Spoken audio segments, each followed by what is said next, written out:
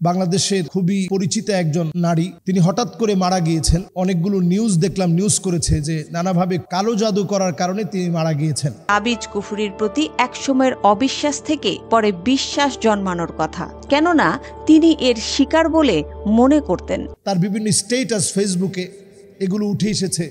তিনি বলেছেন যে কখনো আমি এই কুফরিতে বিশ্বাস করতাম না, কিন্তু এখন এগুলো আমার কাছে মনে হচ্ছে যে আমাকে কেউ যেন কুফরি করে মেরে ফেলছে। একেবারে হঠাৎ করে আমি অসুস্থ হয়ে যাচ্ছি, শরীরটা হঠাৎ করে ঘেমে যাচ্ছে, মাথাটা বিষণ্ণ হয়ে যাচ্ছে, দুশ্চিন্তায় পড়ে যাচ্ছেন। মারা যাওয়াটা খুবই স্বাভাবিক, মানুষ মৃত্যুবরণ করবে, এটা খুব স্বাভাবিক বিষয়। এবং দুনিয়াতে যারা আসছে তারা প্রত্যেকেই মৃত্যুবরণ করবে, মৃত্যুর স্বাদ নিবে। তবে ওনার মৃত্যুটাকে একটু অস্বাভাবিক বলে অনেকগুলো নিউজ দেখলাম, নিউজ করেছে যে নানাভাবে কুফরি করার কারণে তিনি মারা গিয়েছেন, অথবা কালো জাদু করার কারণে তিনি মারা গিয়েছেন। এমন বিষয়টি নিয়ে একটা তুলপাড় অবস্থা। তো এটা নিয়ে আমি কথা বলতে চাই এই জন্যে যে আমরা কুফরি কালাম এটা অনেক সময় বলি, তবে কথাটা একেবারে সঠিক কথা না। আল্লাহর কালামকে কালামুল্লাহ বলে। আল্লাহর কালামের বিপরীত কালামকে আপনি কুফরি কালাম বলেন। আসলে কালামুল্লাহ তো কোরআনুল কারীম, এটা আমরা প্রত্যেকে জানি। আর কুফরি কালামটা কি? কুফরি কালাম বলতে কিছু আছে কি না? আসলে কুফরি কালাম বলতে আমরা যেটা মনে করি যে কোরআন মনে হয় তারা উল্টায় পড়ে। কোরআন উল্টায় পড়ার কিছু নেই। কোরআন উল্টায় পড়ার কোনো সিস্টেম নেই। আপনি যদি কোরআন কারীমের সূরা ফাতিহার শেষ আয়াত থেকে পড়েন, গায়রিল মাগদুবি আলাইহিম ওয়ালাদ-দাল্লিন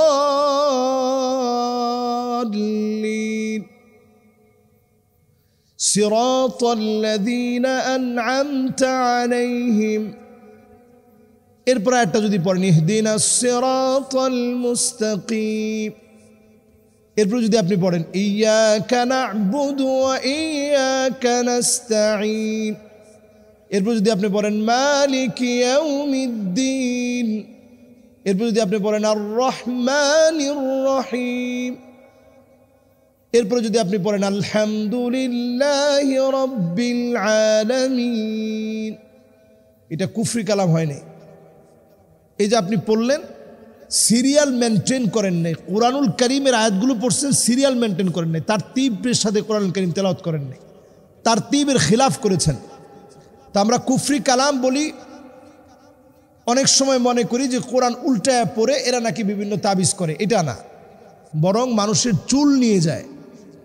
আমি আবারও বলছি, এই জন্য আপন মানুষকে, যাদের সাথে আল্লাহ রাব্বুল আলামিন পর্দার বিধান দিয়েছেন, এরা ছাড়া কারো সামনে যাওয়া ইসলাম যে নিষেধ করেছেন এমনি না। আপনি যারে তারে ঘরের ভিতরে ঢুকতে দেন। নবী সাল্লাল্লাহু আলাইহি সাল্লামের চুল নিয়ে যাওয়ার পরে নবীজি 6 মাস স্ত্রীদের কাছে যেতে পারেননি। 6 মাস, আপনি চিন্তা করেন, একদিন দুই দিন না, 6টা মাস আল্লাহর হাবিব স্ত্রীদের সামনে গিয়েছেন। শারীরিকভাবে নবীজি সাল্লাল্লাহু আলাইহি সাল্লাম উনি শক্তি পেতেন না, শারীরিক সক্ষমতা দুর্বল হয়ে গিয়েছিল। নবীজি সাল্লাল্লাহু আলাইহি সাল্লামের শরীরটা এত দুর্বল হয়ে গিয়েছিল, আম্মাজানদের কাছে গেলে নবীজির কাছে দুর্বল মনে হতো শরীরটা। মানসিকভাবে আল্লাহ তাআলা নবীজিকে সুস্থ রেখেছিলেন, কারণ এই কোরআন আল্লাহ তাআলা নাজিল করেছেন। এই কোরআন রক্ষণাবেক্ষণ করার দায়িত্ব আল্লাহ রাব্বুল আলামিনের। লাবিদ বিন আসাম, ইহুদি শয়তান, নবীজিকে যখন এই ব্ল্যাক ম্যাজিক করে, কালো জাদু করে, নবীজি 6 মাস অসুস্থ ছিলেন। তাহলে বোঝা যায় এই জাতীয় ব্ল্যাক ম্যাজিক বা আমরা যেটাকে কুফরি কালাম বলি অথবা কুফরি করা, এগুলো কি দিয়ে করা হয়? এগুলো বিভিন্ন মানুষের, মৃত মানুষের হাড়, এরপরে মানুষের চুল, মানুষের নখ, এগুলোকে একত্র করে দুষ্ট জিনদেরকে আগমন ঘটিয়ে তাদেরকে দিয়ে ক্ষতি করার একটা চেষ্টা চালানো হয়।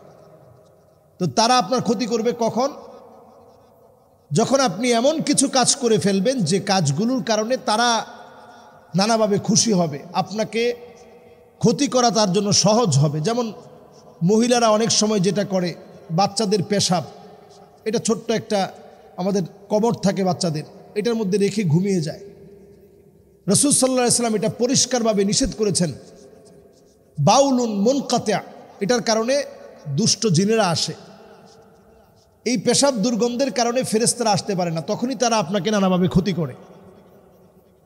লম্বা সময় অপবিত্র অবস্থায় থাকা, সহবাসের পরে লম্বা সময় অপবিত্র অবস্থায় থাকার কারণে ফেরেশতা আসতে পারে না। একেবারে উলঙ্গ হয়ে গোসল করা, যেটার কারণে আল্লাহ রাব্বুল আলামিন নিজে লজ্জা পান। ফেরেশতারা আপনার কাছ থেকে লজ্জা পেয়ে, লজ্জিত হয়ে লজ্জা পেয়ে ফেরেশতারা দূরে সরে যান।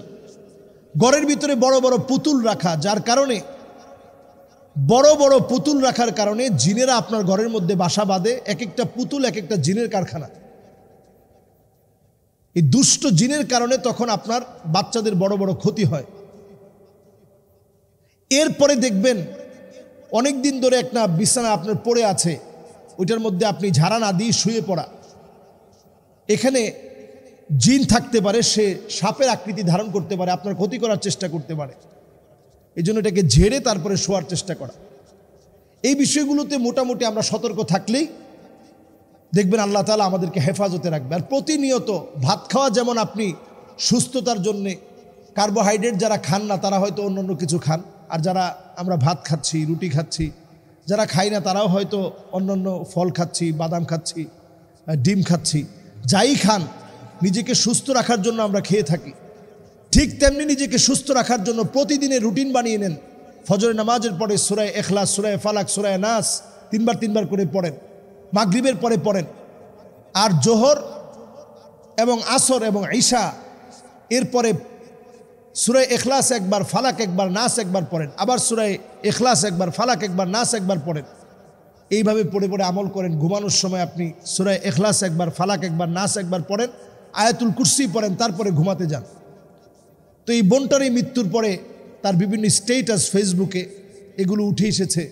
তিনি বলেছেন যে কখনো আমি এই কুফরিতে বিশ্বাস করতাম না, কিন্তু এখন এগুলো আমার কাছে মনে হচ্ছে যে আমাকে কেউ যেন কুফরি করে মেরে ফেলছে।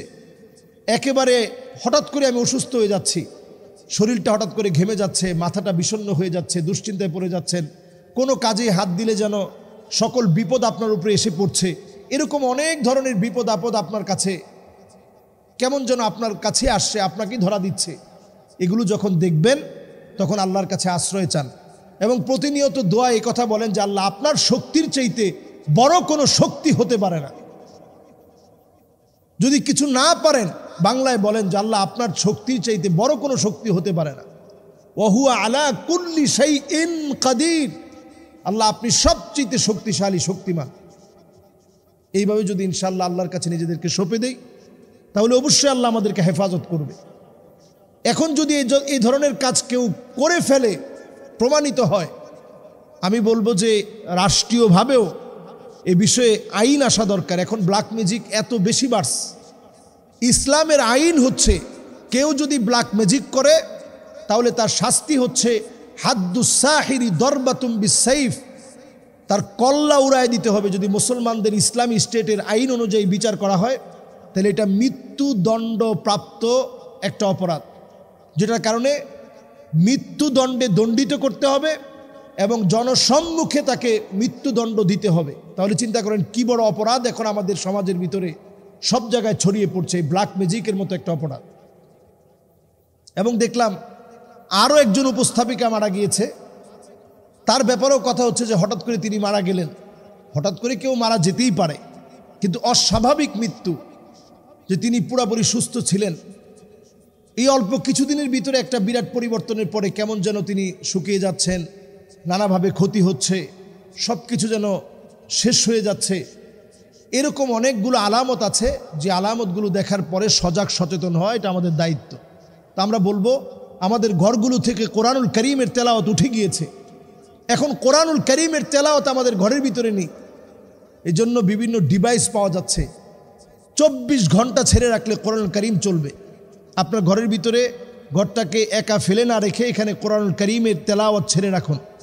সূরা বাকারা অন্তত আপনার ঘরের ভিতরে তেলাওয়াত ছেড়ে রাখুন।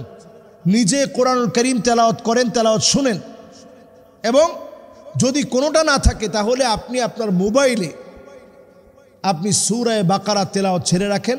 দুষ্ট জিনেরা ইনশাআল্লাহ আপনার ক্ষতি করতে পারবে না।